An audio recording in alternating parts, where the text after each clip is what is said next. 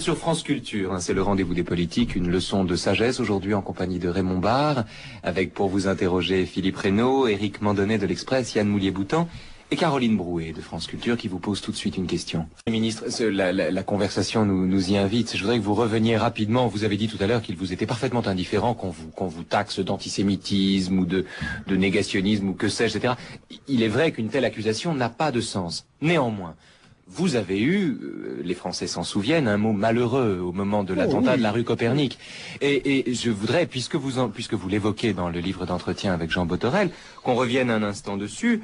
Vous aviez dit, au moment de l'attentat de la rue Copernic, il y avait 3 morts. Vous avez dit votre indignation devant cet attentat odieux qui voulait frapper les Juifs se trouvant dans cette synagogue et qui a frappé des Français innocents qui traversaient la rue Copernic. Oui.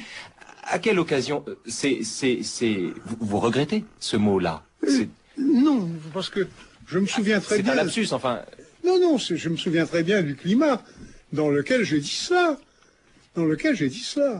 Et n'oubliez pas que dans la même déclaration, je dis que la communauté juive ne peut pas être séparée, à mes yeux, de la communauté française. Ça, personne ne doute que vous le pensiez, mais c'est le mot de Français innocents qui... Peut-être, mais ils n'ont pas continué. Quand on cite en entier. Tout à fait. Et la campagne qui a été faite par je dirais, le lobby juif, le plus lié à la gauche, venait du fait que nous étions dans un climat déjà électoral. Et moi, ça ne m'a pas impressionné. Et ils peuvent continuer à le répéter. Bien sûr, mais c'est l'expression de Français innocents sur laquelle je voudrais revenir. Parce que c'était des Français qui circulaient dans la rue et qui se trouvent fauchés parce que on veut faire sauter une synagogue. Alors, ceux qui voulaient s'en prendre aux Juifs, ils auraient pu faire sauter la synagogue et les Juifs. Mais pas du tout. Ils font un attentat aveugle et il y a 3 Français non-juifs. C'est une réalité. Non-juifs. Mais ça ne veut pas dire que les Juifs, eux, ne sont pas français. Monsieur, c'est le mot d'innocent, en l'occurrence, sur lequel je revenais. Oui. Vous dites non-juif, c'est incontestable.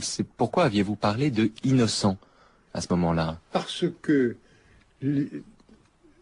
ce qui était la caractéristique de ceux qui faisaient l'attentat, c'était de châtier des Juifs coupables.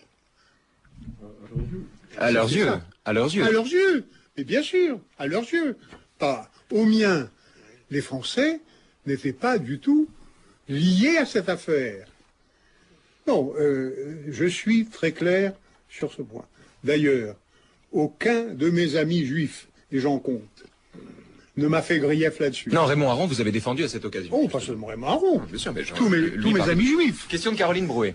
Oui, mais là, je tiens à vous dire que sur cette affaire, je considère que le lobby juif, pas seulement ce qui me concerne, est capable de monter des opérations qui sont indignes.